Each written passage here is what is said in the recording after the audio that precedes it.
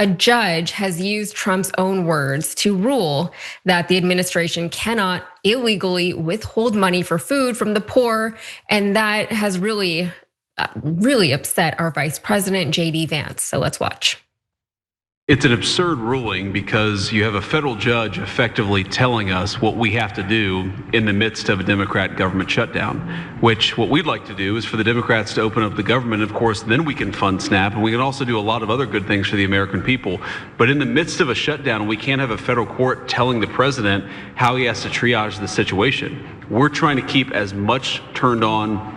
We're trying to keep as much going as possible. The president and the entire administration are working on that, but we're not going to do it under the orders of a federal judge. We're going to do it according to what we think we have to do.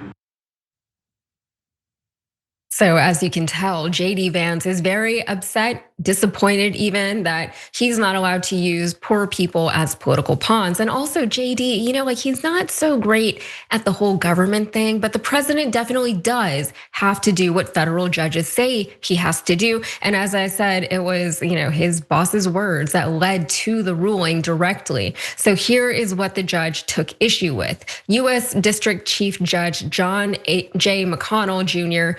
in Rhode Island delivered a scathing rebuke of Trump's Truth Social post from Tuesday when the president claimed that money from SNAP benefits will be given only when the radical left Democrats open up government. McConnell said that the president's post was essentially an admission of his intent to defy his prior court order. According to Politico's Kyle Cheney, the judge's order last week had required officials to obey the law and use the USDA's contingency funds to pay for at least some SNAP benefits. The judge said that Trump and his allies had openly admitted they were withholding funding for SNAP benefits for political reasons also. And you know what, generally, you're not supposed to admit to things like that. You're not supposed to admit that you're playing with poor people or with their money. And I don't even like calling them poor people because these are people who are working, they're full-time workers, most of them, or they're disabled. There's a lot of reasons why people would need to be on food stamps. But either way, our government, who's supposed to be supporting these people, is the one who is making their lives much more difficult than it needs to be. So those contingency funds, which Congress required to be used in this instance, are more than enough to cover November's entire SNAP budget. And the ruling required 100% of SNAP payments to be made by today, though the Justice Department has said that it will appeal the decision. So Woz, they don't have any intention really of paying for SNAP benefits, even though they can, the money is there, and they're gonna continue to play this out. And I don't know how they think this is going to make them look good or how this is gonna work in their favor. What do you think? This has been their game plan broadly. They've been sued so many times that it's just what they do. They kind of drag their feet on every single order. We saw it with immigration. We're seeing it now with the shutdown. Even the stuff about paying the federal workers and not being able to fire certain federal workers. It's just been their strategy that they're gonna take their sweet little time with every single order that comes or judgment that goes against them. And this is just in line with the general lawlessness of the administration. This feels like par for the course, honestly. Yeah, and unfortunately, it is par for the course. And it's not supposed to be like that. Everything about this government is so ridiculous. And it feels like so much wasted, expended energy on everyone's parts. I don't know. That can't be good for any of us.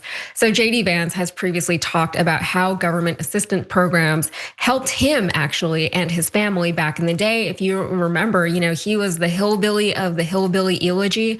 So Vance at the VP debate with Walz, he actually said this. He said, I was raised in a working class family. My mother required food assistance for periods of her life, not SNAP, but food assistance.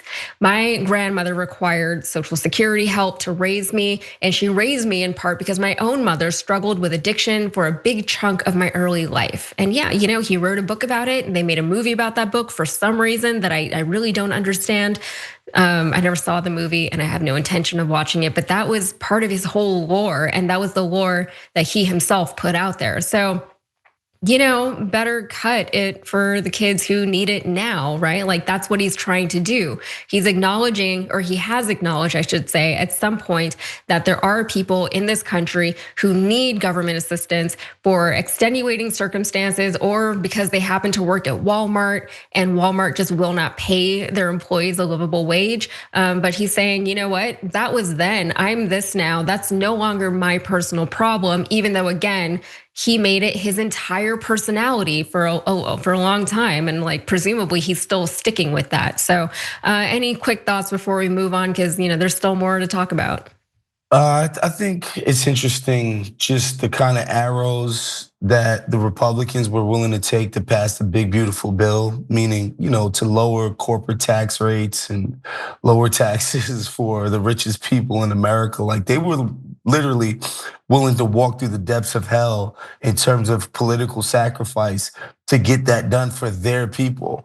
And now for our most vulnerable citizens, they can't be bothered to just, come to the table with the Democrats on a healthcare thing that we were already doing as a country. I think it's quite telling what the priorities of the party are.